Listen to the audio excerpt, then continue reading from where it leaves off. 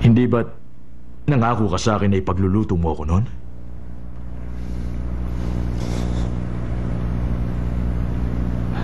Pasiklaban mo ako ng iyong husay sa pagluluto. Siyempre, meron ako ibibigay na kapalit para sa'yo.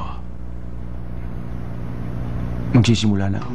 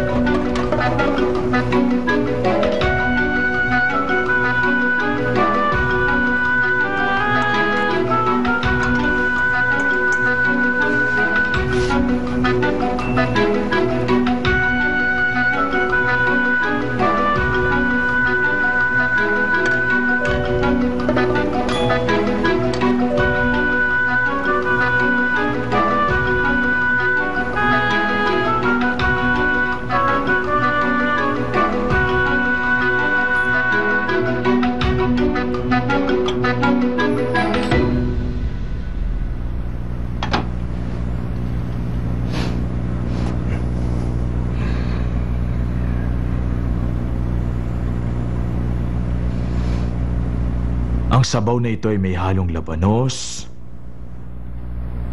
chili pepper, at pati dahon ng kangkong.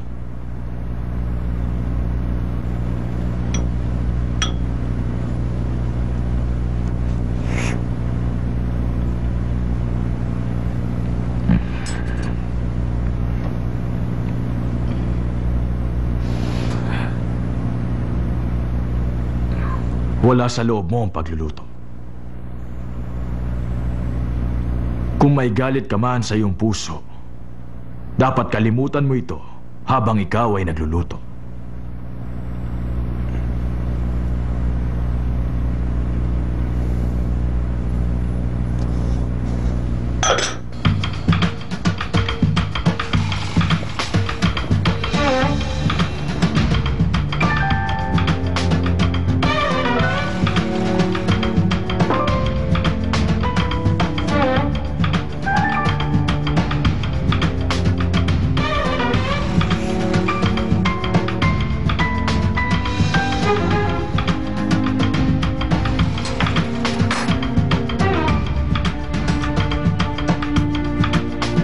Puno ito ng galit.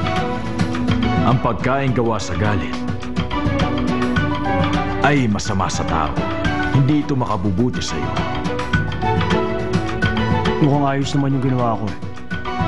Baka naman hindi lang kayo handa pang kumain. Kagaya mo noon.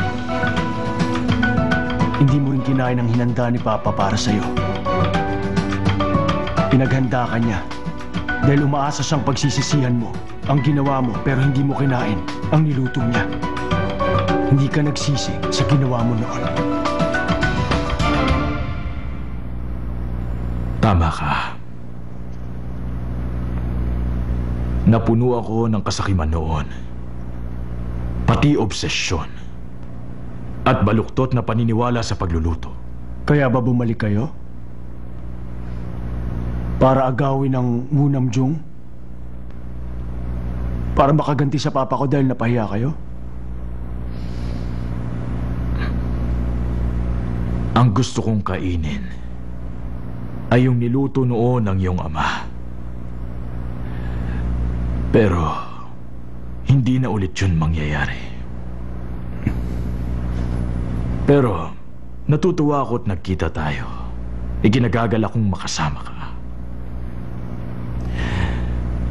Gusto kong patunayan ang aking hilig sa harap ng apo ng Royal Chef at sa pangalan ng popular na si Chef O. Ano pong ibig mong sabihin, Mr. Matsumoto?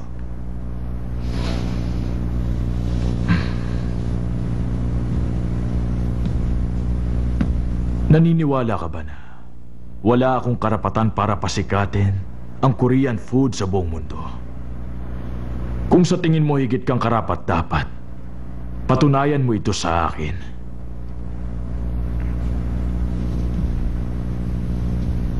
Subukan mong talunin ako.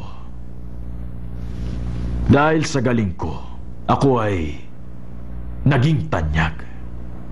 Gusto kong patunayan natin na higit kang karapat-dapat para magpatanyag ng pagkain Koreano. Ang ibig niyo bang sabihin, gusto niyo magkaroon ng cooking competition? Kung mananalo ka, aalis ako rito. Pero, kung matatalo ka naman, magtatrabaho ka sa akin.